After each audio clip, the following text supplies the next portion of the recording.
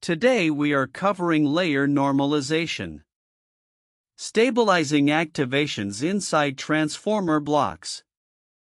The goal is not to memorize a slogan.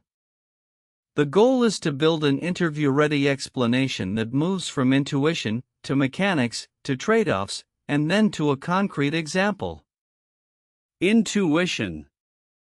Layer normalization rescales a token representation using its own feature statistics. It keeps activations in a predictable range so deep networks train more reliably. If you remember only one thing, remember the shape of the problem. Raw information is transformed into a representation that makes the next decision easier. Core mechanics. Layer norm normalizes across features within one token representation. It subtracts mean and divides by standard deviation. Learn scale and shift. Restore flexibility. It reduces internal scale drift through deep stacks. Transformers commonly use pre-norm or post-norm block designs. The compact mental model is layer norm x equals gamma x mu / square root sigma superscript 2 plus epsilon plus beta. Do not rush past the symbols. In an interview, define each part in plain language before you talk about implementation. That makes you sound like you understand the system, not like you only memorized notation. Common traps. Do not confuse layer norm with batch norm. The axes are different. Placement matters. Pre-norm is often more stable for deep transformers. Normalization helps optimization but does not replace good learning rates. Tiny epsilon prevents divide by zero issues. Concrete example.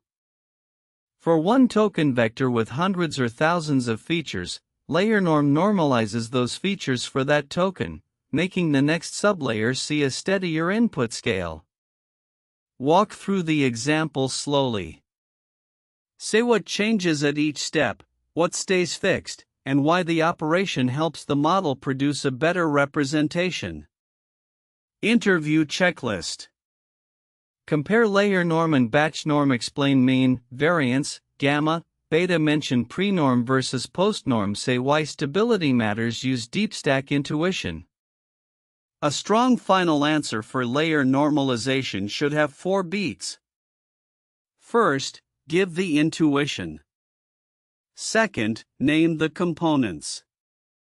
Third, describe the formula or data flow. Fourth, mention the trade-off.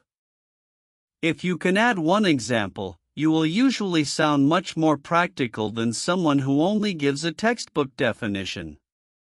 Now let us rehearse the answer in a more conversational way. Start broad. What problem are we solving, and why did this idea become useful in modern AI systems? Then narrow down, what data structure or tensor is being manipulated? Then explain the operation. What is multiplied, normalized, added, masked, or learned? Finally, connect it to behavior. Faster training, better context, more stable gradients, lower memory cost, or clearer generalization. For interview practice, avoid 3 mistakes. Do not give only math without intuition. Do not give only intuition without naming the mechanism. And do not pretend there is no trade-off. Most AI interview questions are really trade-off questions wearing a concept label. The best answer shows you know when the method works, when it becomes expensive, and how engineers usually manage that cost. Quick recap: layer normalization. Stabilizing activations inside transformer blocks. Use the mental model, define the pieces, give the example, and close with the practical trade-off. That is the answer structure to keep in your head.